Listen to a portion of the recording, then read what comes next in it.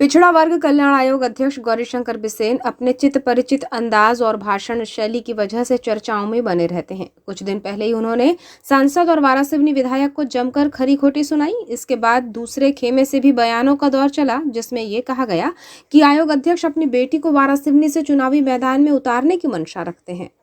30 सितंबर को बयानबाजी का जवाब स्पष्ट तरीके से आयोग अध्यक्ष गौरीशंकर बिसेन ने आयोजित प्रेस कॉन्फ्रेंस में दिया, जिसमें उन्होंने कहा कि मैं बालाघाट विधानसभा के लिए भाजपा संगठन से अपनी बेटी मौसम के लिए टिकट चाहता हूं। जो लोग ये कहते हैं कि वारासिवनी से मौसम चुनाव लड़ने वाली है, उन्हें बता दूं कि अगर पार्टी टिकट दे तो बालाघाट से ही चुनाव लड़ेंगे, वरना वारासिवनी या कटंगी अन्य किसी भी विधानसभा से चुनाव लड़ने की कोई मंशा नहीं है।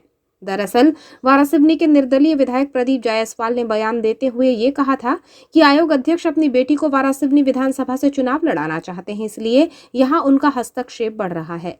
इसी का जवाब आयोग अध्यक्ष ने वार्ता के माध्यम से दिया है। उन्होंने कहा कि खैरलांजी क्षेत्र में हमने विकास कार्य शुरू किए हैं, कहीं भी कमी कर देंगे, लेकिन वारासिवनी के खैरलांजी क्षेत्र में हम विकास कार्य नहीं रोक सकते।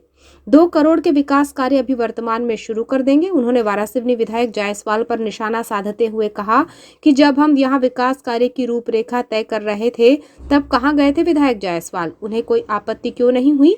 और अब वारासिवनी क्षेत्र की बात करते हैं, उन्हें विकास कार्य से क्या आपत्ति है? इस दौरान आयोग अध्यक्ष ने एक अन्य जनप्रतिनिधि की बातों का उल्लेख करते हुए कहा कि कटंगी में गया तो वहां उस जनप्रतिनिधि ने कहा कि ये क्षेत्र आपका नहीं है। मैं उन्हें बताना चाहता हूं कि मैं पिछड़ा वर्ग कल्याण आयोग का अध्यक्ष हूं और मध्य प्रदेश ही नहीं देश में कहीं भी जा सकता हूं। अभी आपको दे सकता हूं। मैंने प्रस्ताव दिया, जिले के अधिकारी के दस्तक को नहीं है, बहुत जल्दी भूमि पूजन होगा। माननीय विधायक जी भी थे, उनको वहां आपत्ति लेना था, आप मेरे क्षेत्र को क्यों पैसा ले रहे? और अब आपत्ति ले, सावरी मेरी कर्म और जन्मभूमि है, आपको पैसे देने का क्या अधिकार?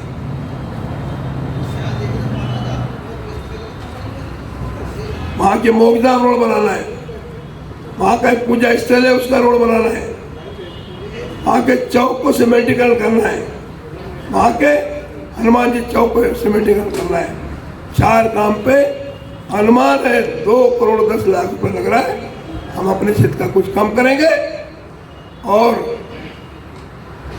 स्वर्गीय नीलकंठ राव जी बनोटे को श्रद्धांजलि देने के लिए अपने वादे को निभाएंगे। वार्ता के दौरान आयोग अध्यक्ष श्री बिसेन ने कहा कि इसके पूर्व बालाघाट सिवनी लोकसभा क्षेत्र से जितने भी सांसद बने हैं, सबने बालाघाट में पुल निर्माण को लेकर वादा किया, लेकिन हमने कोई वादा नहीं किया, बल्कि हमने करके दिखाया है। जो संकल्प था उसे पूरा करने का काम किया है। सरेखा ओवरब्रिज के लिए टेंडर ओपन होने जा रहा है, जिसके बाद निर्माण कार्य शुरू होगा। हमने कहा था कि जब तक ओवरब्रिज का निर्माण चालू नहीं होगा, हम जनता से अपने लिए वोट मांगने नहीं जाएंगे और आप देखेंगे कि जल्द ही निर्माण कार्य शुरू भी हो जाएगा। उन्होंने बताया कि खैरी से लवादा के बीच नेशनल हाईवे बाईपास तैयार करेंगे, जो लेंडेझरी ग्रीन वैली, इसके बाद एकोड़ी चिचगांव कन्नड़ गांव के किनारे होता हुआ मिताली नर्सिंग इंस्टीट्यूट तक जाएगा। 464 करोड़ की ये परियोजना है और रजेगांव तक कुल 43 किलोमीटर का नेशनल हाईवे यहाँ से गुजरेगा, जिसके लिए वारासिवनी क्षेत्र के जमीन का अधिग्रहण हो चुका है।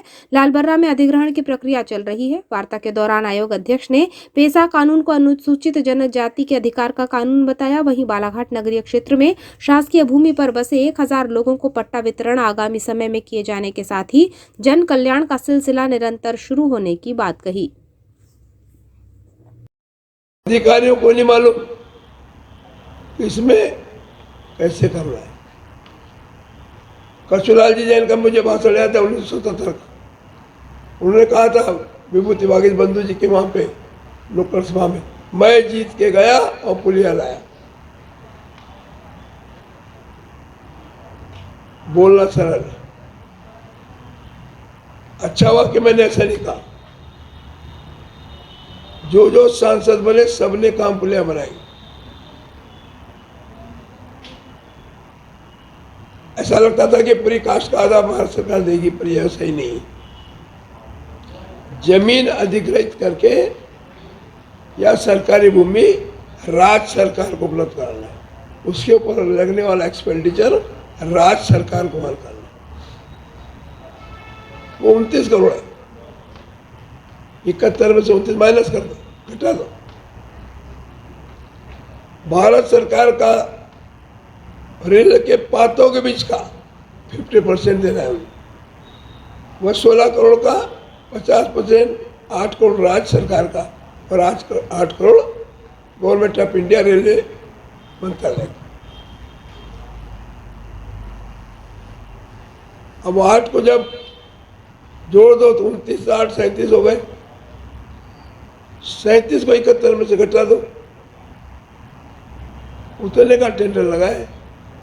इसका वर्गीकरण हमारे अधिकारी ठीक से नहीं करते,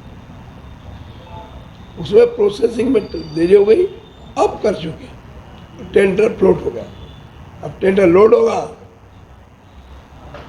ओपनिंग की जो कंडीशन है उसकी फुलफिल, जो उसको फुलफिल किया जाएगा, L1 जिसको आएगा वो निर्माण कार्य करेगा। हमने कहा था यदि हम इस पुलिया को बनना प्रारंभ नहीं किए तो हम आपसे वोट मांगने का अधिकार नहीं रखते।